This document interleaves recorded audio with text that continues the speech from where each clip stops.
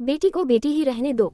Mister Rajendra Sharma पिछले 5 सालों से अपने बड़े से मकान में अपनी बेटी के साथ हंसी खुशी रह रहे थे।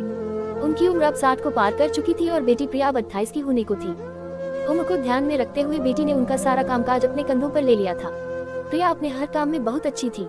जितने अच्छे से वो अपने पापा, घर और उनके कारोबार का ध्यान रखती थी, कोई और शायद ही रख पाता। अगर राजेंद्र जी को कोई बेटा होता तो वह भी नहीं। इन बाप बेटी का रिश्ता बहुत ही प्यारा था। बिना बाबा के प्रिया को नहीं चलता और बिना प्रिया के उसके बाप का किसी काम में मन नहीं लगता। कभी कभी ऐसा लगता जैसे राजेंद्र जी प्रिया के बाप नहीं उसके बेटे हैं। प्रिया की हरकतें ही कुछ ऐसी थी।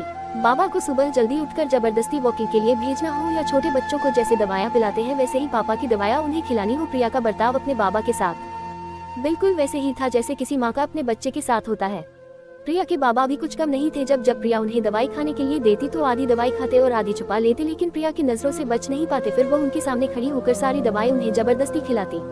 रात को प्रिया के सोने के बाद चुपके से किचन में जाकर फ्रिज से मिठाई चुरा कर खाना। बाबा की ऐसी शरारतें भी प्रिया पकड़ लेती थी। पकड़े जाने पर बाबा पानी पीने का बहाना करते, लेकिन प्रिया उनको समझाती कि मिठाई आपके लिए हानिकारक है। बाबा को याद दिलाती कि पिछली बार उनका शुगर लेवल कितना बढ़ गया था। अपने ही घर में अब मैं मिठाई भी नहीं खा सकता। बड़बड़ाते हुए, नाराज होने की एक्टिंग करते हुए बाबा किचन से चले जाते। फिर प्रिया उन्हें मनाने के लिए एक मिठाई का टुकड़ा पापा के पास लेकर जाती और फिर वो दोनों उसे आधा आधा बांट कर खाते। दोनों के चेहरे पर बड़ी स्माइल आ जाती। बस ऐसे ही दोनों की जिंदगी हंसी खुशी कट रही थी। उनका घर बहुत बड़ा था, उसमें कई कमरे थे, इसलिए उन्होंने सोचा कि एक किराएदार रख लिया जाए। पैसों के लिए नहीं, लेकिन प्रिया के ऑफिस जाने के बाद अकेले रह रहे राजेंद्र जी को थोड़ा सा ही सही किसी का साथ मिल जाए, इसलिए जल्दी ही एक किराएदार फाइनल हो गया। उनका नाम अमर सिंह था। उम्र उनकी 50-51 की होगी। एग्रीमेंट पेपर बनाने के दौरान पहली बार वह राजेंद्र जी और प्रिया से मिले।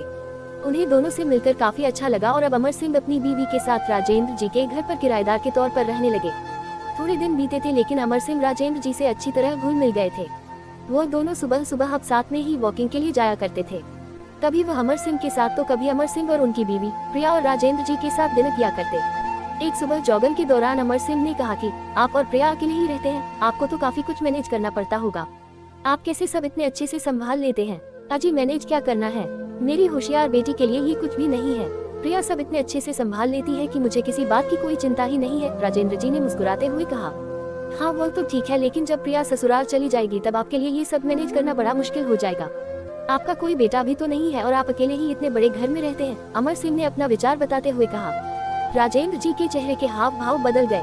वो अमर सिंह से कुछ कहना चाहते थे लेकिन नहीं कहा और बात बदलने के लिए उनसे पूछा, खैर वो सब जाने दीजिए, आपके कितने बच्चे हैं? अमर सिंह ने छाती चौड़ी करते हुए कहा, मेरे 2 बच्चे हैं, दोनों ही लड़के हैं और दोनों ही अमेरिका रहते हैं। राजेंद्र जी को लगा जैसे अमर सिंह उन्हें ताना मार रहे हो, लेकिन फिर भी उन्होंने कुछ नहीं कहा और वो जॉगिंग करके अपने घर लौट आए। कुछ दिन बीते, राजेंद्र जी ने अमर सिंह को अपने साथ खाने के लिए बुलाया क्योंकि अमर सिंह की पत्नी किसी काम से बाहर गई थी और वे अकेले थे।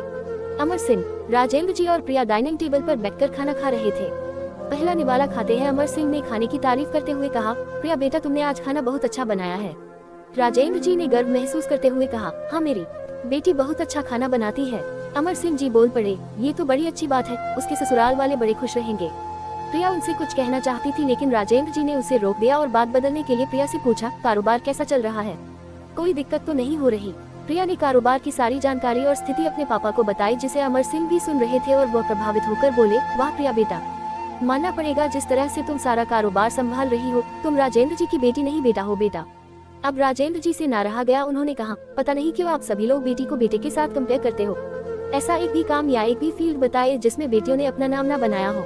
अरे आसमान में प्लेन उड़ाने से लेकर देश के सर्वोच्च पद पर बैठकर देश चलाने तक बेटियों ने हमेशा अपने आप को साबित किया है, लेकिन आप जैसे लोग अभी भी उनकी तुलना बेटों से ही करते रहोगे।